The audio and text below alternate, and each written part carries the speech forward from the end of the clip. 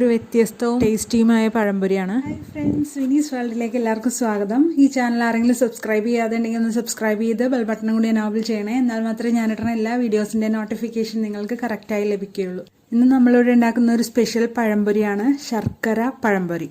അതിനായിട്ട് 2 table spoon മൈദ എടുത്ത് വെച്ചിട്ടുണ്ട്, 4 ടേബിൾ സ്പൂൺ അരിപ്പൊടി, അത് അപ്പപ്പൊടിയാണ് എടുത്തേക്കണത്, 2 ഏത്തപ്പഴം എടുത്തിട്ടുണ്ട്, ചെറുപഴം ഒരെണ്ണം വേണം, അതിന് പാളയംകോടൻ എന്നും മൈസൂർ പൂവൻ എന്നൊക്കെ പല സ്ഥലങ്ങളിലും പറയും. ഒരു കുഞ്ഞിക്കട്ട ശർക്കര എടുത്തിട്ടുണ്ട്, ആ ശർക്കര ഒന്ന് മെൽറ്റ് ചെയ്യാൻ വെക്കാം ഒരു കുറച്ച് വെള്ളം ഒഴിച്ചിട്ട്.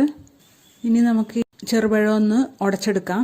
മിക്സിയിലിട്ട് ഉടക്കേണ്ട കാര്യമൊന്നുമില്ല, നമ്മൾ കൈ കൊണ്ട് തന്നെ ഉടച്ചാൽ മതി. ഇനി പെട്ടെന്ന് ആവണമെന്നുണ്ടെങ്കിൽ നിങ്ങൾക്ക് വേണമെങ്കിൽ മിക്സിയിലിട്ടൊന്ന് ഉടക്കാം. പിന്നെ മിക്സി കഴുകാൻ ഒരു പണിയല്ലേ, അതുകൊണ്ട് നമുക്ക് ഇങ്ങനെ ചെയ്താലും മതി.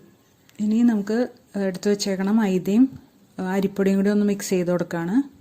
അതിലേക്ക് ഒരു നുള്ളു ഉപ്പും കൂടി ഇട്ട് കൊടുക്കുന്നുണ്ട്. ഇനി നമ്മൾ ഉടച്ചു വെച്ചേക്കണ പഴവും കൂടി ഇട്ട് നന്നായിട്ട് മിക്സ് ചെയ്യുക. ഈ സമയത്ത് നമുക്ക് ശർക്കരയും കൂടി ഒഴിച്ചു കൊടുക്കാം, പക്ഷേ ശർക്കര ഞാൻ നിങ്ങളെ കാണിക്കേണ്ടതുകൊണ്ട് ഇപ്പോഴാണ് മെൽറ്റ് ചെയ്യാൻ വെച്ചത്. അപ്പോൾ ഇനി അതിൻ്റെ ചൂടൊന്ന് ആറിയിട്ട് വേണം ഒഴിച്ചു കൊടുക്കാൻ. ശർക്കര ഉരുകിയതൊന്ന് അരിച്ചെടുക്കാം നമുക്ക്, എന്നിട്ട് ഇതിലേക്ക് ഒഴിച്ചു കൊടുക്കാം. ഇപ്പോൾ ഒരുമിച്ച് ഒഴിച്ചു കൊടുക്കുവാണെങ്കിൽ ഇങ്ങനെ മിക്സ് ചെയ്യുമ്പോൾ ബുദ്ധിമുട്ടുണ്ടാവില്ല. ഇതിപ്പോൾ ഒരു ഡൗ ആയി പോയില്ലേ, അതുകൊണ്ട് ഇനി ഇത് ലൂസാക്കി എടുക്കണമെങ്കിൽ കുറച്ച് പണിയാണ്. അപ്പം നിങ്ങൾ ആദ്യം ശർക്കര ഉരുക്കി വെച്ചിട്ട് ചെയ്താൽ മതി. ഇതിപ്പോൾ നന്നായിട്ട് മിക്സ് ചെയ്തെടുത്തിട്ടുണ്ട്. ഇതിലേക്ക് കുറച്ച് വെള്ളവും കൂടി നമ്മൾ ഒഴിച്ചു കൊടുക്കുന്നുണ്ട്.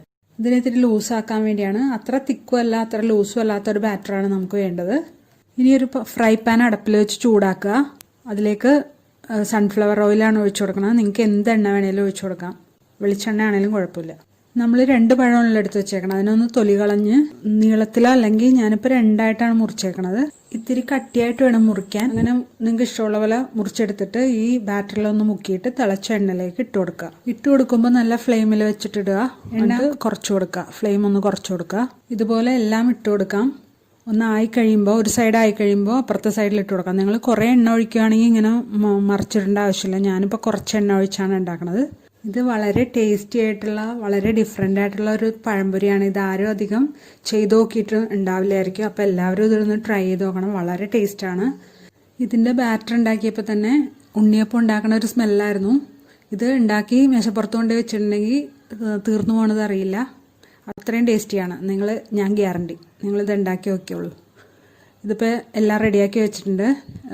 ഇതെല്ലാവർക്കും ഇഷ്ടമായെന്ന് ഞാൻ വിചാരിക്കുന്നു. ഇഷ്ടമെങ്കിൽ ലൈക്ക് ചെയ്യാനും കമൻറ്റ് ചെയ്യാനും ഷെയർ ചെയ്യാനും മറക്കല്ലേ. സബ്സ്ക്രൈബ് ചെയ്ത് ബെൽ ബട്ടണും കൂടി എനേബിൾ ചെയ്യണേ. എന്നാൽ മാത്രമേ ഞാനിടുന്ന എല്ലാ വീഡിയോസിൻ്റെ നോട്ടിഫിക്കേഷൻ നിങ്ങൾക്ക് കറക്റ്റായി ലഭിക്കുകയുള്ളൂ. Thanks for watching.